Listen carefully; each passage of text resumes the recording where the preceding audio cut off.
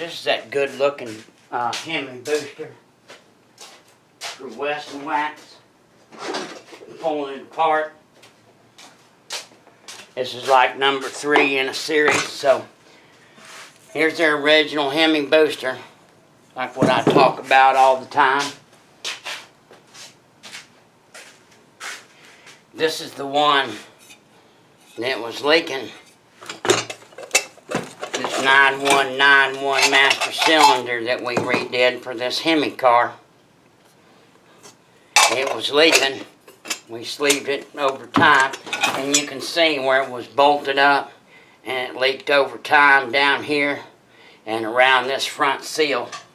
And it's in remarkably good condition. This is the one that I told you. You see here, it's got these beautiful cans on it. You know, this is a $1 million car, beautiful brackets, but I did want to show you. So I told you that this car basically has all the original parts. So this is the boot retainer plate. It goes on the back of the booster. That's what goes down first. People get confused. And then the spacers go down.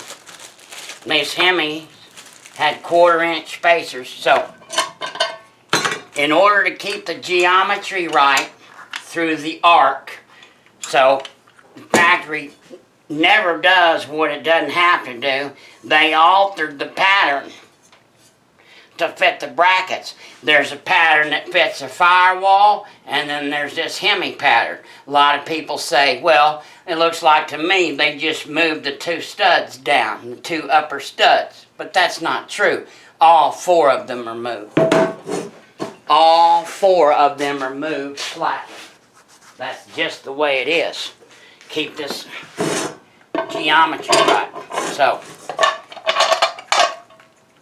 Hemi booster brackets won't bolt to a regular can. Not only are the studs too big, but they're in the wrong place. Anyway, enough of wearing y'all out about that. So, your little 1/4-inch spacers, they go on the back. But what's supposed to be here and what's always missing is, on the diagram, this is a little filter. Foam filter goes right behind here. Most people, I'll show you on the Hemi drawing, most people don't know anything about it, but that's the air intake right there around the hub. So, that's what I wanted to show you. And then we're moving on because they just asked me to take some pictures or videotape or show them what's going on. So we pulled the booster apart, right? It's one of the nicest ones I've ever seen from the outside. Like I said, it's been leaking, but we get down here to the insides and we can see where basically some liquids got inside. Did you see that right there? And the rust. Overall front, there it's in pretty good condition. The diaphragms look pretty good. What ends up happening though is due to the moisture in the atmosphere, these things corrode over time. And so that's why you have to have a shot peen blaster metal BBs. So a lot of that's getting those cases spotless and cleaned out. That's what you got to do.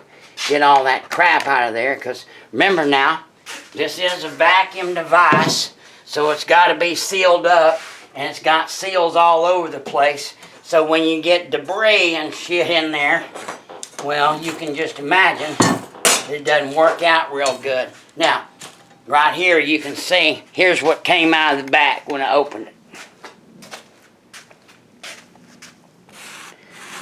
This, and this is a little bit. That's what came out of the back when I opened it. All that metal rust in there. So, but overall, it's in good shape, and we got our parts, so we're going to knock this thing out for them and get this unit back to them. God bless you, God bless America, and happy Moparing.